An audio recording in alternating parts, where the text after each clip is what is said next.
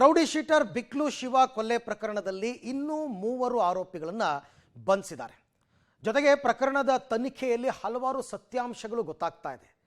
ಈ ಪ್ರಕರಣದ ಮೊದಲ ಆರೋಪಿ ಜಗ್ಗಾ ಅಲಿಯಾಸ್ ಜಗದೀಶ್ ಇದನ್ನಲ್ಲ, ಇವನಿಗೆ ಸ್ಯಾಂಡಲ್ವುಡ್ ನಟ ನಟಿಯರ ನಂಟು ಇರತಕ್ಕಂಥದ್ದು ಗೊತ್ತಾಗಿದೆ. ಇನ್ನೊಬ್ಬ ಆರೋಪಿ ಅನಿಲ್, ಇವನು ಈ ಹಂತಕರಿಗೆ ಕಾರ್ ಸಪ್ಲೈ ಮಾಡಿದ್ದಂತೆ. ಅದರ ಜೊತೆಗೆ ಈ ಹತ್ಯೆಗೆ ತಮಿಳು ಹುಡುಗರನ್ನ ಸಪ್ಲೈ ಮಾಡಿದ್ದು ಪ್ಯಾಟ್ರಿಕ್ ಅಂತ ಇನ್ನೊಂದು ವಿಚಾರ ಗೊತ್ತಾಗಿದೆ. ಈ ಅನಿಲ್ ಇದನ್ನಲ್ಲ, ಈತ ಶಾಸಕರ ಅಣ್ಣನ ಮಗ ಅಂತ ಹೇಳಲಾಗಿತ್ತು. ಆದರೆ ಆ ವಿಚಾರಕ್ಕೆ ಸಂಬಂಧಪಟ್ಟಂತೆ ಮಾಜಿ ಸಚಿವ ಶಾಸಕ ಭೈರತಿ ಬಸವರಾಜ್ ಅವರು ಸ್ಪಷ್ಟನೆ ಕೊಟ್ಟಿದ್ದಾರೆ. ಸೊ ಈ ಪ್ರಕರಣದಲ್ಲಿ ಇವತ್ತಿನ ಡೆವಲಪ್ಮೆಂಟ್ಸ್ ಏನು ಹಾಗಾದರೆ ನೋಡೋಣ ಬನ್ನಿ. ರೌಡಿ ಶೀಟರ್ ಬಿಕ್ಲು ಶಿವ ಭೀಕರ ಕೊಲೆ ಪ್ರಕರಣ ಮತ್ತೆ 3 ಅರೆಸ್ಟ್, 8 ಬಂಧಿತರ ಸಂಖ್ಯೆ. A1 ಜಗ್ಗನ 2 ಸಹಚರರು ಲಾಕ್.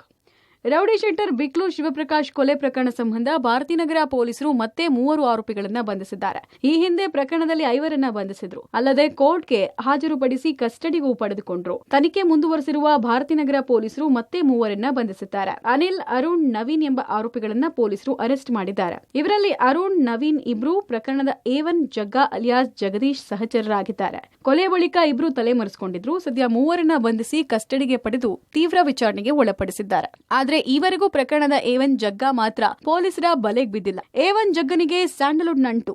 ನಟಿ ರಚಿತಾರಾಮ್ಗೆ ಸೀರೆ, ಗೋಲ್ಡ್ ಗಿಫ್ಟ್.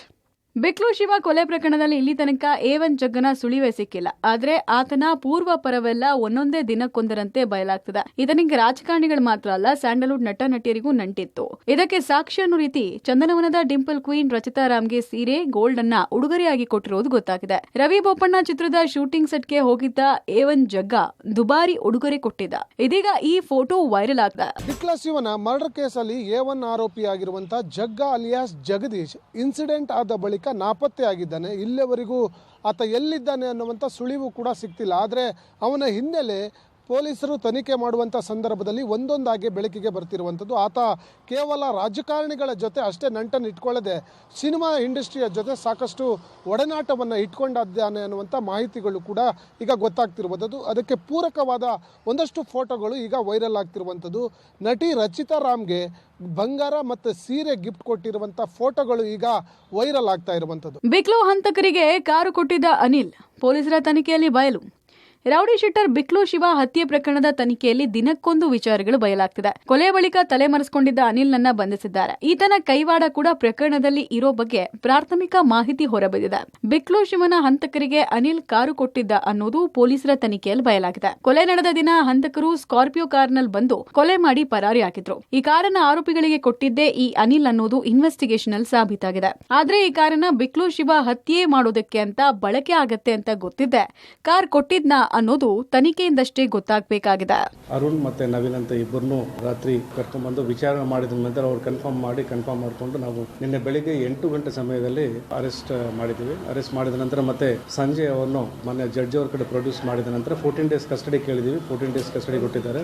ನಿನ್ನೆ ಅವ್ರದ್ದು ಇನ್ವಾಲ್ವ್ಮೆಂಟ್ ಇದೆ ಅಂತ ನಮಗೆ ಇನ್ಫಾರ್ಮೇಶನ್ ಮೇಲೆ ಕರ್ಕೊಂಡ್ಬಂದು ಈಗ ವಿಚಾರಣೆ ಮಾಡ್ತಾ ಇದ್ದೀವಿ. ಈ ಕ್ರೈಮ್ನಲ್ಲಿ, ಈ ಮರ್ಡರ್ ಕೇಸಲ್ಲಿ ಡೈರೆಕ್ಟ್ ಇಂಡೈರೆಕ್ಟ್ ಆಗಿ ಇನ್ವಾಲ್ವ್ ಆಗಿದ್ರೆ ಅವ್ರನ್ನು ನಾವು ಅರೆಸ್ಟ್ ಮಾಡಿ ಕಳಿಸ್ತೀವಿ. ಈಗ ವಿಚಾರಣೆ ನಡೀತಾ ಇದೆ.